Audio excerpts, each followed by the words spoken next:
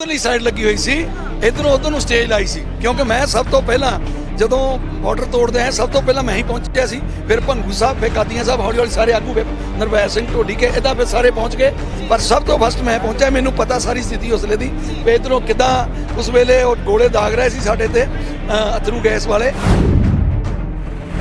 ਸੋ ਉਹ ਸਾਰਾ ਸਿਚੁਏਸ਼ਨ ਅੱਖਾਂ ਦੇ ਸਾਹਮਣੇ ਹੈ, ਪਰ ਅੱਜ ਇਹ ਕਹਿ ਸਕਦੇ ਹਾਂ ਉਹ ਸਾਰੀ ਮਿਹਨਤ ਨੂੰ ਫਲ ਲੱਗਿਆ, ਪੂਰੇ ਦੇਸ਼ ਦੇ ਕਿਸਾਨਾਂ ਦੀ ਮਿਹਨਤ ਨੂੰ ਫਲ ਲੱਗਿਆ।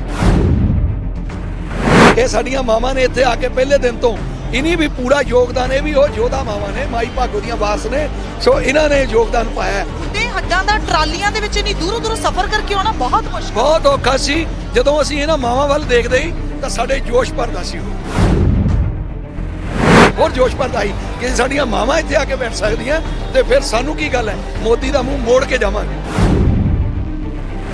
ਉਹ ਪੈਸੇ ਤਾਂ ਮੋਦੀ ਨੂੰ ਪਤਾ ਲੱਗ ਗਿਆ ਪਹਿਲਾਂ ਹੀ, ਉਹਨੇ ਤਾਈਓ ਮੰਨ ਲਿਆ ਕਿ ਭਾਈ ਇਹ ਕੌਮ ਪਿੱਛੇ ਮੁੜਨੇ ਵਾਲੀ ਨਹੀਂ, ਇਹਨਾਂ ਦੇ ਮੋਹਰੇ ਘੁੱਟਨੇ ਟੇਕਣੇ ਪੈਣਗੇ। ਕਿਉਂਕਿ ਸਭ ਤੋਂ ਮੈਂ ਇਹ ਕਹਿੰਦਾ ਕਿ ਇਸ ਦੇ ਵਿੱਚ ਸਭ ਤੋਂ ਵੱਡੇ ਧੰਨਵਾਦੀਆਂ ਸੀ ਜਿਹੜਾ ਮੇਘਾਲਿਆ ਦਾ ਰਾਜਪਾਲ ਸਤਿਆਪਾਲ ਮਲਿਕ।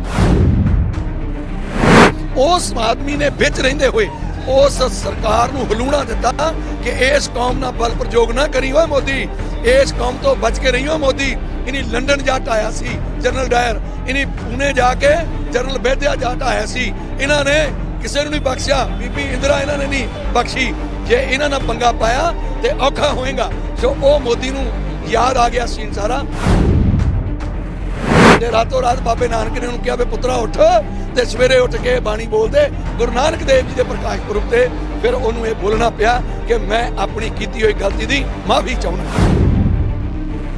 ਤੇ ਹੁਣ ਤੁਸੀਂ ਵੇਖੋ ਕਿਤੇ ਇੱਕ ਤਾਂ ਮਕਾਨ ਬਣਾਉਣ ਵੇਲੇ, ਲੈਂਟਰ ਪਾਉਣ ਵੇਲੇ ਖੁਸ਼ੀਆਂ ਲੋਕ ਲੱਡੂ ਵੰਡਦੇ ਨੇ, ਅਸੀਂ ਅੱਜ ਢਾਉਣ ਵੇਲੇ ਵੰਡਾਂਗੇ। ਅੱਜ ਉਹ ਖੁਸ਼ੀ ਪ੍ਰਾਪਤ ਹੋਈ ਹੈ। ਕੋਈ ਗੱਲ ਨਹੀਂ, ਅੱਜ ਉਹ ਢਾਹ ਕੇ ਇੱਟ ਲੈ ਕੇ ਜਾਣੀ ਇੱਕ ਇੱਕ। ਮੈਂ ਤੁਹਾਨੂੰ ਦੱਸਣਾ ਚਾਹੁੰਦਾ ਕਿ ਸਾਡੇ ਫਗਵਾੜੇ ਦੇ ਕੋਲ ਪਿੰਡ ਹੈ ਮਲਕਪੁਰ, ਉਹਨਾਂ ਨੇ ਇੱਕ ਡੇਰਾ, ਉਹਨਾਂ ਨੇ ਕਿਹਾ ਕਿ ਸਾਨੂੰ 5 ਇੱਟਾਂ ਦਿਓ ਇਸ ਮਕਾਨ ਦੀਆਂ ਸਥਾਪਿਤ ਕਰਨੀਆਂ। ਅਸੀਂ ਉਹਨਾਂ ਨੂੰ ਕਿਹਾ ਕਿ ਕਮਰੇ ਦੀਆਂ ਇੱਟਾਂ ਦੇ ਦੇਣੀਆਂ, ਜਿਹੜਾ ਕਿ ਅੰਦੋਲਨ ਦੇ ਨਾਂ ਤੇ ਕਮਰਾ ਬਣੂਗਾ ਔਰ ਸਦੀਆਂ ਤੱਕ ਸਥਾਪਿਤ ਰਹੂਗਾ ਕਿ ਇਸ ਅੰਦੋਲਨ ਦੀਆਂ ਇੱਟਾਂ ਸੀ। ਵੱਡੇ ਇਤਿਹਾਸ ਸਿਰਜੇ ਨੇ ਇਸ ਅੰਦੋਲਨ। ਜਿਹੜਾ ਕੁੰਦਨ ਹੈ ਉਹ ਤਰਾਸ਼ਿਆ ਜਾਂਦਾ ਜਦੋਂ ਬਲਦੀ ਅੱਗ ਚੋਂ ਨਿਕਲਦਾ। ਸੋ ਇਹ ਬਲਦੀ ਅੱਗ ਚੋਂ ਤਰਾਸ਼ ਕੇ ਨਿਕਲਣੇ ਯੋਧੇ, ਔਰ ਆਪਣੇ ਬਜ਼ੁਰਗ ਆਗੂਆਂ ਕੋਲੋਂ, ਮੇਰੇ ਕੋਲ ਸਤਨਾਮ ਸਿੰਘ ਜਨਾਲਾ ਜੀ ਖੜੇ ਨੇ, ਇਦਾਂ ਦੇ ਬਜ਼ੁਰਗ ਆਗੂਆਂ ਕੋਲੋਂ ਸਿੱਖਿਆ ਲੈ ਕੇ ਅਸੀਂ ਇਸ ਅੰਦੋਲਨ ਨੂੰ ਅੱਗੇ ਵਧਾਇਆ। ਤਾਂ ਸਹਿ ਸੁਭਾਨ ਆਏ ਸੀਗੇ, ਗੁਰੂ ਮਹਾਰਾਜ ਦੀ ਅਰਦਾਸ ਕਰਕੇ ਆਏ ਸੀ, ਤਾਂ ਇੱਥੇ ਅਰਦਾਸ ਬੇਨਤੀਆਂ ਕਰਕੇ ਤੇ ਜੋਸ਼ ਦੇ ਨਾਲ ਇੱਥੇ ਪਿੰਡ ਨੂੰ ਵਾਪਸ ਜਾਣਾ। ਪਲੈਨਿੰਗ ਕਰ ਰਹੇ ਆ ਜੀ, ਸਵੇਰ ਦੇ ਲੱਗੇ ਹੋਏ ਮੁੰਡੇ ਸਾਡੇ ਸਿਆਣੇ ਆ, ਪਹਿਲੇ ਦਿਨ ਤੋਂ ਨਾਲ ਜੁੜੇ ਹੋਏ ਆ। ਹੁਣ ਵੀ ਦੇਖੋ ਸਬਰ ਤੇ ਸੰਤੋਖ ਨਾਲ ਇੱਥੇ ਖੜੇ ਆ, ਨਹੀਂ ਤਾਂ ਸਾਡੀ ਨੌਜਵਾਨੀ ਨੂੰ ਨਸ਼ੇੜੀ ਤਾਂ ਕਿਹਾ ਹੀ ਸਰਕਾਰਾਂ ਨੇ, ਗੈਂਗਸਟਰ ਕਿਹਾ ਸੀ। ਤੁਹਾਨੂੰ ਲੱਗਦਾ ਇਹਨਾਂ 'ਚੋਂ ਕੋਈ ਨਸ਼ੇੜੀ? ਇਹ ਯੋਧੇ ਉਹ ਨੇ ਜਿਨ੍ਹਾਂ ਨੇ ਪਹਿਲਾਂ 26 ਤਰੀਕ ਨੂੰ ਬੈਰੀਕੇਡ ਪੱਟ ਕੇ ਪਰੇ ਸਿੱਟੇ ਸੀ। ਇਹ ਉਹ ਯੋਧੇ ਨੇ, ਲਾਸਟ ਤੱਕ ਇਹ ਸਾਡੇ ਨਾਲ ਜਾਣਗੇ, ਪੰਜਾਬ ਤੱਕ। ਸਤਿ ਸ਼੍ਰੀ ਅਕਾਲ, ਔਨ 에ਅਰ ਦੇਖ ਰਹੇ ਹੋ ਤੁਸੀਂ ਤੇ ਮੈਂ ਹਾਂ ਰਮਨ ਤੂਰ। ਕਿਸਾਨ ਮੋਰਚੇ ਦੀ ਸਮਾਪਤੀ ਦੀਆਂ ਤਸਵੀਰਾਂ ਦੇ ਵਿੱਚੋਂ ਇੱਕ ਤਸਵੀਰ ਇਹ ਵੀ ਜਿੱਥੇ ਮੈਂ ਖੜੀ ਹੋਈ ਹਾਂ, ਯਾਦਵਿੰਦਰ ਦਿਖਾ ਪਾਉਂਗੇ ਕਿ ਇਸ ਸ਼ੈੱਡ ਜਿੱਥੇ ਮੈਂ ਪਹਿਲਾਂ ਵੀ ਤੁਹਾਨੂੰ ਕੁਝ ਵੀਡੀਓਜ਼ ਦੇ ਵਿੱਚ ਜ਼ਿਕਰ ਕਰ ਚੁੱਕੀ ਹਾਂ ਕਿ ਅਸੀਂ ਇੱਕ ਟਰਾਲੀ ਦੇ ਉੱਤੇ ਸਟੇਜ ਸ਼ੁਰੂ ਕੀਤੀ ਸੀ ਜਦੋਂ ਸੰਯੁਕਤ ਕਿਸਾਨ ਮੋਰਚੇ ਦੀ ਸ਼ੁਰੂਆਤ ਹੋਈ ਸੀ, ਤੇ ਉਸ ਤੋਂ ਬਾਅਦ ਇੰਨਾ ਵੱਡਾ ਸ਼ੈੱਡ, ਔਰ ਇੱਥੇ ਜਿਹੜੇ ਲੋਕਾਂ ਨੇ ਬੈਠ ਕੇ ਆਪਣੇ ਸਿਦਕ ਨੂੰ ਹਮੇਸ਼ਾ ਪੱਕਿਆ ਰੱਖਿਆ, ਤਕਰੀਰਾਂ ਹੁੰਦੀਆਂ ਰਹੀਆਂ, ਤੇ ਉਸ ਤੋਂ ਬਾਅਦ ਇਸ ਵੱਡੀ ਸਟੇਜ ਦੇ ਵਿੱਚੋਂ ਅੱਜ ਆਖਰੀ ਪ੍ਰੋਗਰਾਮ ਕਰਕੇ ਅਰਦਾਸ ਦੇ ਨਾਲ ਸਮਾਪਤੀ ਕੀਤੀ ਗਈ ਹੈ। ਤੇ ਅੱਜ ਸੁਬਾਹ ਤੱਕ ਜਿਹੜੀ ਆ ਇਸ ਸਟੇਜ ਨੂੰ ਖੋਲ ਕੇ ਜਿਹੜਾ ਮੋਰਚੇ ਦੀ ਸਮਾਪਤੀ ਦਾ ਕਹਿ ਲਓ ਇਹਨਾਂ ਚੀਜ਼ਾਂ ਦੇ ਨਾਲ ਵੀ ਐਲਾਨ ਹੋ ਜਾਊਗਾ।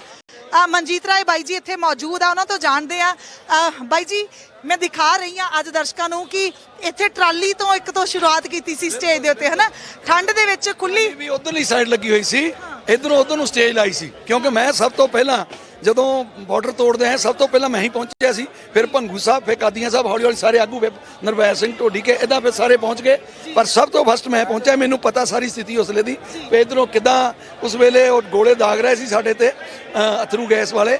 ਸੋ ਉਹ ਸਾਰਾ ਸਿਚੁਏਸ਼ਨ ਅੱਖਾਂ ਦੇ ਸਾਹਮਣੇ ਹੈ, ਪਰ ਅੱਜ ਇਹ ਕਹਿ ਸਕਦੇ ਹਾਂ ਉਹ ਸਾਰੀ ਮਿਹਨਤ ਨੂੰ ਫਲ ਲੱਗਿਆ, ਪੂਰੇ ਦੇਸ਼ ਦੇ ਕਿਸਾਨਾਂ ਦੀ ਮਿਹਨਤ ਨੂੰ ਫਲ ਲੱਗਿਆ। ਟਰਾਲੀ ਤੇ ਸਟੇਜ ਤੇ ਖੁੱਲੀ ਧੁੰਦ ਦੇ ਵਿੱਚ ਰਾਤ ਨੂੰ ਮੈਨੂੰ ਯਾਦ ਹੈ ਕਿ ਉਹ ਦਰੀਆਂ ਜੀਆਂ ਇਕੱਠੀਆਂ ਕਰ ਦਿੰਦੇ ਹੁੰਦੇ ਸੀ ਤਾਂ ਕਿ ਜਿਹੜੀਆਂ ਗਿੱਲੀਆਂ ਹੋਣ। ਮਾਤਾ ਵਧਾਈਆਂ ਦੇ ਹੀ ਦੋ, ਮੈਂ ਚਾਹੁੰਦੀ ਹਾਂ ਕਿ ਦਰਸ਼ਕ ਵੀ ਇਹ ਰੂਪ ਜਿਹੜਾ ਜ਼ਰੂਰ ਦੇਖ ਲੈਣ ਕਿ ਮਾਵਾਂ ਆ ਕੇ ਵਧਾਈਆਂ ਦੇ ਰਹੀਆਂ ਕਿਸਾਨ ਆਗੂਆਂ ਨੂੰ। ਕੱਲ ਵੀ ਤੁਸੀਂ ਇਹ ਦੇਖਿਆ ਜਿੱਤ ਕੇ ਆਏ ਨੇ। ਇਹੋ ਜਿਹੀ ਸ਼ਾਬਾਸ਼ ਮਾਵਾਂ ਦੇ ਰਹੀਆਂ।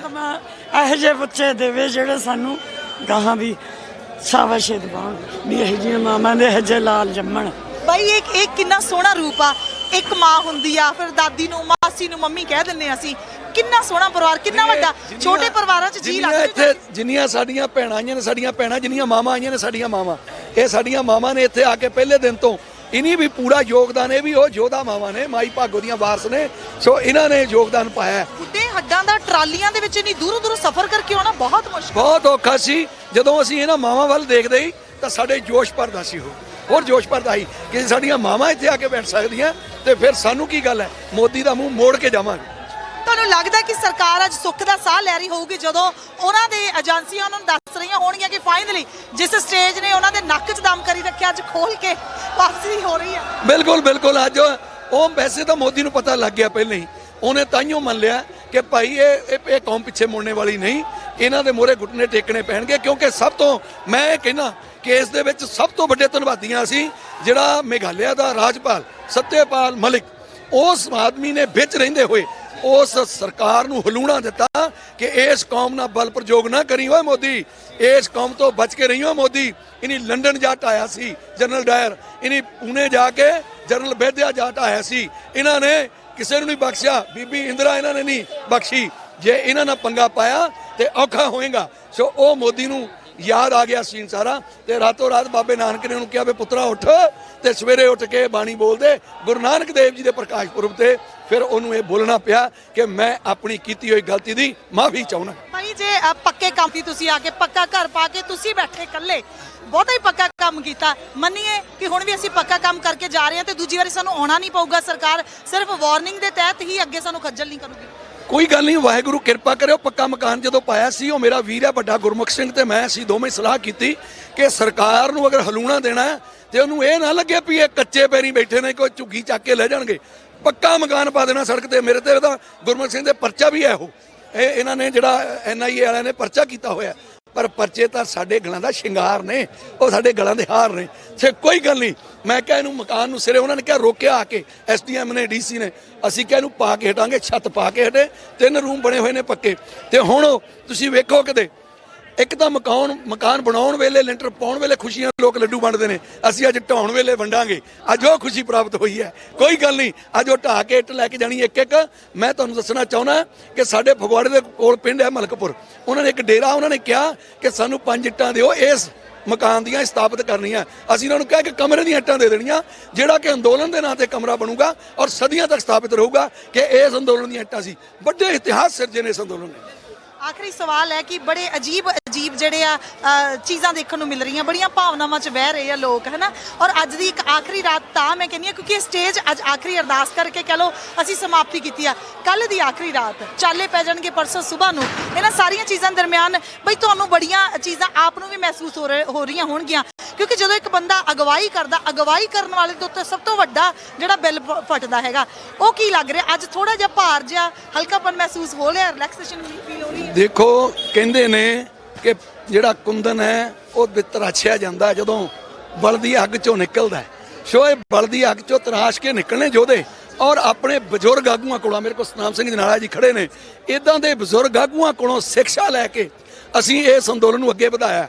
ਇਹਦੇ ਵਿੱਚ ਸਾਡੇ ਬਜ਼ੁਰਗਾਂ ਦਾ ਹੋਸ਼ ਤੇ ਸਾਡੀ ਨੌਜਵਾਨੀ ਦਾ ਜੋਸ਼, ਕਿਉਂਕਿ ਮੈਂ ਆਪਣੇ ਆਪ ਨੂੰ ਨੌਜਵਾਨਾਂ 'ਚ ਗਿਣਦਾ।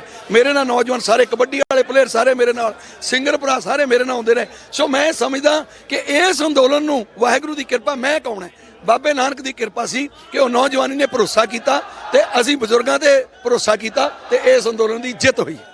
ਸਤਨਾਮ ਜੀ, ਮੈਂ ਤੁਹਾਡੇ ਤੋਂ ਜਿਹੜਾ ਲਾਸਟ ਸੁਨੇਹਾ ਜ਼ਰੂਰ ਲੈਣਾ ਚਾਹੁੰਦੀ ਆ ਕਿ ਇਹਨਾਂ ਨੇ ਜਿਸ ਤਰੀਕੇ ਦੇ ਨਾਲ ਹੁਣ ਤਿਆਰੀ ਆ, ਸੁਨੇਹਾ ਕੀ ਦੇਣਾ ਚਾਹੋਗੇ ਖਾਸ ਤੌਰ ਨੌਜਵਾਨਾਂ ਨੂੰ? ਰਸਤੇ 'ਚ ਜਾਣਾ ਕਿਹੜੇ?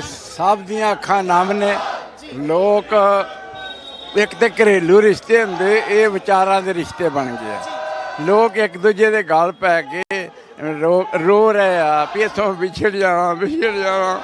ਇਹ ਸਟੇਜ ਸਭ ਤੋਂ ਉੱਚੀ ਤੇ ਸੁੱਚੀ। ਮੈਂ ਜਦੋਂ ਭਾਸ਼ਣ ਕਰਦਾ ਸਾਂ, ਇਹ ਸਟੇਜ ਸਭ ਤੋਂ ਉੱਚੀ ਤੇ ਸੁੱਚੀ ਆ, ਇਹ ਪੰਡਾਲ ਸਭ ਤੋਂ ਉੱਚਾ ਤੇ ਸੁੱਚਾ ਵਾ। ਇੱਥੋਂ ਸਾਨੂੰ ਵਿਚਾਰ ਮਿਲੇ ਆ, ਇੱਥੋਂ ਸਾਨੂੰ ਸਿੱਖਿਆ ਮਿਲੀ ਆ, ਇੱਥੋਂ ਸਾਨੂੰ ਗੁਣ ਮਿਲੇ ਆ, ਇੱਥੋਂ ਸਾਡੇ 'ਚ ਏਕਤਾ ਮਿਲੀ ਆ। ਅਸੀਂ ਇਕੱਠੇ ਹੋ ਕੇ ਗਏ ਆ, ਨੌਜਵਾਨ ਬਜ਼ੁਰਗ ਸਾਰੇ ਇਕੱਠੇ ਹੋਏ ਆ। ਆਉਣ ਵਾਲੇ ਸਮੇਂ 'ਚ ਪਰਪੱਕਤਾ ਲੈ ਕੇ ਚੱਲਣੇ ਸਟੇਜ ਤੋਂ ਵੀ ਅੰਦੋਲਨ ਜਿਹੜਾ ਅਗਲਾ ਜਿਹੜਾ ਸਮਾਜਿਕ ਪਰਿਵਰਤਨ ਦੀ ਲੜਾਈ ਅਸੀਂ ਲੜਾਂਗੇ। ਗਰੀਬ ਤੇ ਅਮੀਰ ਦਾ ਪਾੜਾ ਜਿਹੜਾ ਉਹਨੂੰ ਘਟਾਵਾਂਗੇ। ਤੁਹਾਡਾ ਬਹੁਤ ਬਹੁਤ ਧੰਨਵਾਦ ਮੀਡੀਆ ਦਾ, ਲੋਕਾਂ ਦਾ ਧੰਨਵਾਦ, ਲੱਖ ਲੱਖ ਵਧਾਈਆਂ। ਜਿੱਤ ਗਿਆ ਵੀ ਜਿੱਤ ਗਿਆ, ਮੋਦੀ ਹਾਰ ਗਿਆ ਵੀ ਹਾਰ ਗਿਆ ਵੀ।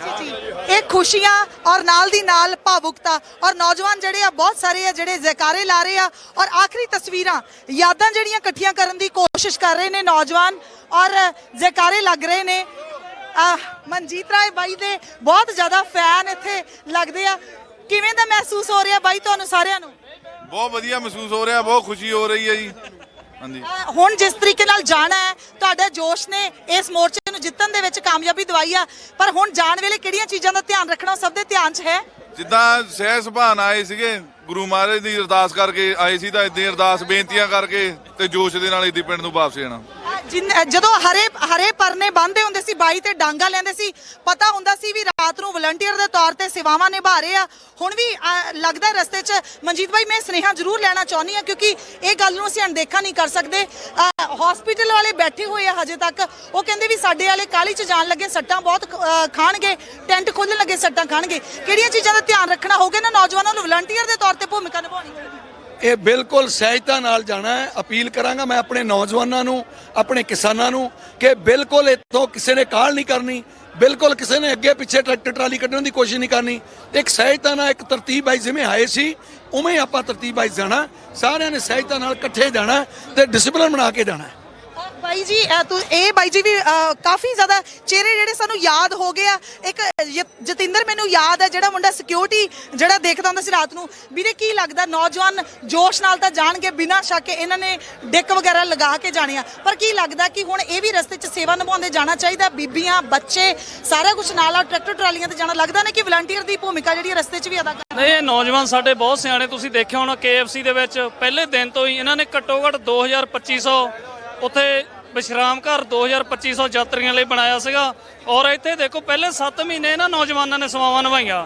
ਇੱਥੇ ਦੀ ਸਟੇਜ ਇਹਨਾਂ ਨੇ ਸਾਂਭੀ ਆ। ਜਦੋਂ ਵੀ ਕੋਈ ਸ਼ਰਾਰਤੀ ਆਨਸਰ ਆਉਂਦਾ ਸੀ, ਇਹ ਸਾਡੇ ਵੀਰ ਉਹਨੂੰ ਬੋਚਦੇ ਸੀ, ਉਹਨੂੰ ਕਵਰ ਕਰਦੇ ਸੀ। ਮੁੰਡੇ ਲਈ ਕੋਈ ਤਿਆਰੀ ਹੈ? ਇਹਨਾਂ ਨੇ ਪਲੈਨਿੰਗ ਕੀਤੀ ਕੋਈ? ਬਿਲਕੁਲ ਪਲੈਨਿੰਗ ਕਰ ਰਹੇ ਆ ਜੀ। ਸਵੇਰ ਦੇ ਲੱਗੇ ਹੋਏ ਮੁੰਡੇ ਸਾਡੇ ਸਿਆਣੇ ਆ, ਪਹਿਲੇ ਦਿਨ ਤੋਂ ਨਾਲ ਜੁੜੇ ਹੋਏ ਆ। ਹੁਣ ਵੀ ਦੇਖੋ ਸਬਰ ਤੇ ਸੰਤੋਖ ਨਾਲ ਇੱਥੇ ਖੜੇ ਆ। ਨਹੀਂ ਤਾਂ ਸਾਡੀ ਨੌਜਵਾਨੀ ਨੂੰ ਨਸ਼ੇੜੀ ਤਾਂ ਕਿਹਾ ਹੀ ਸਰਕਾਰਾਂ ਨੇ, ਗੈਂਗਸਟਰ ਕਿਹਾ ਸੀ। ਤੁਹਾਨੂੰ ਲੱਗਦਾ ਇਹਨਾਂ 'ਚ ਕੋਈ ਨਸ਼ੇੜੀ? ਇਹ ਯੋਧੇ ਉਹ ਨੇ ਜਿਨ੍ਹਾਂ ਨੇ ਪਹਿਲਾਂ 26 ਤਰੀਕ ਨੂੰ ਬੈਰੀਕੇਡ ਪੱਟ ਕੇ ਪਰੇ ਸਿੱਟੇ ਸੀ। ਇਹ ਉਹ ਯੋਧੇ ਨਹੀਂ। ਲਾਸਟ ਤੱਕ ਇਹ ਸਾਡੇ ਨਾਲ ਜਾਣਗੇ, ਪੰਜਾਬ ਤੱਕ ਕਿ ਦਰਬਾਰ ਸਾਹਿਬ ਵੀ ਸਾਡੇ ਨਾਲ ਸਾਰੇ ਨੌਜਵਾਨ ਤੁਹਾਨੂੰ ਉੱਥੇ ਵੀ ਮਿਲਣਗੇ। ਬੱਚਾ ਵੀ ਮੈਨੂੰ ਖੜਾ ਨਜ਼ਰ ਆ ਰਿਹਾ। ਬੱਚੇ ਤੁਸੀਂ ਅੱਜ ਆਏ ਹੋ ਔਰ ਸ਼ੁਰੂ ਤੋਂ ਹੀ ਆਉਂਦੇ ਰਹੇ ਹੋ, ਕਿਵੇਂ ਲੱਗ ਰਿਹਾ ਹੁਣ ਕਿਸਾਨ ਜਿੱਤ ਗਏ ਆ? ਮੈਨੂੰ ਬਹੁਤ ਵਧੀਆ ਲੱਗਦਾ ਹੈ ਕਿ ਕਿਸਾਨ ਜਿੱਤ ਗਏ ਆ। ਇਸ ਕਿਸਾਨ ਅੰਦੋਲਨ ਦੇ ਦੌਰਾਨ ਕੀ ਜਿਹੜਾ ਤੁਹਾਨੂੰ ਸਿੱਖਣ ਨੂੰ ਮਿਲਿਆ? ਪਹਿਲਾਂ ਤੁਸੀਂ ਗਾਣੇ ਕਿਹੜੇ ਸੁਣਦੇ ਹੁੰਦੇ ਸੀ, ਬਾਅਦ 'ਚ ਕਿਹੜੇ ਸੁਣਨ ਲੱਗ ਗਏ? ਪਹਿਲਾਂ ਵੀ ਜੀ ਇਦਾਂ ਗਾਣੇ ਸੁਣਦੇ ਸੀਗੇ, ਇਦਾਂ ਚੱਕਰੋ ਰੱਖ ਲੋ ਵਾਲੇ ਇਦਾਂ ਦੇ ਆਉਂਦੇ ਸੀਗੇ। ਤਾਂ ਹੁਣ ਜੀ ਕਿਸਾਨਾਂ ਦੇ ਗਾਣੇ ਬਹੁਤ ਵਧੀਆ ਆਉਂਦੇ ਆ। ਫਿਰ ਹੁਣ ਕਿਹੜੇ ਗਾਣੇ ਸੁਣਦੇ ਰਹਿਣਾ ਹਮੇਸ਼ਾ? ਕਿਸਾਨਾਂ ਦੇ ਜੀ। ਕਿਹਨੇ ਸਭ ਤੋਂ ਸੋਹਣੇ ਗਾਣੇ ਗਾਏ ਕਿਸਾਨਾਂ ਲਈ? ਕਿਸਾਨਾਂ ਲਈ ਜੀ ਸਾਰੇ ਗਾਣੇ, ਕਿਸਾਨ ਐਂਥਮ 1, ਕਿਸਾਨ ਐਂਥਮ 2 ਵਧੀਆ ਜੀ। ਸਿੰਗਰ ਕਿਹੜੇ ਵਧੀਆ ਲੱਗਦੇ ਜਿਨ੍ਹਾਂ ਨੇ ਕਿਸਾਨ ਵਾਲੇ ਗਾਣੇ ਗਾਏ? ਬੱਬੂ ਮਾਨ, ਹਰਫ ਚੀਮਾ, ਕਨਵਰ ਗਰੇਵਾਲ ਤੇ ਜਸ ਬਾਜਵਾ। ਠੀਕ ਹੈ। ਸੋ ਇਹ ਜਿਹੜੀਆਂ ਤਸਵੀਰਾਂ ਦੇਖ ਸਕਦੇ ਹੋ, ਮਿਠਾਈਆਂ ਜਿਹੜੀਆਂ ਵੰਡੀਆਂ ਜਾ ਰਹੀਆਂ ਨੇ, ਲੱਡੂਆਂ ਨਾਲ ਜਿਹੜਾ ਮੂੰਹ ਮਿੱਠਾ ਕਰਵਾਇਆ ਜਾ ਰਿਹਾ ਔਰ ਖੁਸ਼ੀ ਦਾ ਆਲਮ ਜਿਹੜਾ ਦੇਖ ਸਕਦੇ ਹੋ। ਇਹ ਉਹੀ ਸ਼ੈੱਡ ਹੈ, ਉਹ ਸਟੇਜ ਹੈ ਜਿੱਥੇ ਕਿਤੇ ਟਰਾਲੀ ਤੇ ਸਟੇਜ ਸ਼ੁਰੂ ਹੁੰਦੀ ਹੈ ਤੇ ਹੌਲੀ ਹੌਲੀ ਇਹਨਾਂ ਲੋਕਾਂ ਨੇ ਆਪਣੇ ਸਿਦਕ ਨਾਲ ਦੱਸਤਾ ਕਿ ਜੇ ਅਸੀਂ ਡਟਣਾ ਜਾਣਦੇ ਹਾਂ ਤੇ ਇਦਾਂ ਡਟਦੇ ਹਾਂ, ਜਿਹਦੇ ਵਿੱਚ ਸਾਡਾ ਜਦ ਤੱਕ ਸਾਡੇ ਹੱਕੀ ਮੰਗਾਂ ਪੂਰੀਆਂ ਨਹੀਂ ਹੋ ਜਾਂਦੀਆਂ ਉਦੋਂ ਤੱਕ ਅਸੀਂ ਜਿਹੜੇ ਡਟੇ ਰਹਿ ਸਕਦੇ ਹਾਂ। ਸੋ ਇਹਨਾਂ ਤਸਵੀਰਾਂ ਦੇ ਨਾਲ ਹਲਦੀ ਘੜੀ ਸਮਾਪਤ ਕਰਦੀ ਹਾਂ। ਪਰਸੋਂ ਤੱਕ ਜਿਹੜੀਆਂ ਲਗਾਤਾਰ ਜਦ ਤੱਕ ਇਹ ਮੋਰਚਾ ਪਹੁੰਚ ਨਹੀਂ ਜਾਂਦਾ ਔਰ ਦਰਬਾਰ ਸਾਹਿਬ ਨਤਮਸਤਕ ਨਹੀਂ ਹੋ ਜਾਂਦਾ, ਤਦ ਤੱਕ ਔਨ 에ਅਰ ਦੇ ਜ਼ਰੀਏ ਤੁਹਾਨੂੰ ਹਰ ਪਲ ਦੀ ਖਬਰ ਦਿੰਦੇ ਰਵਾਂਗੇ।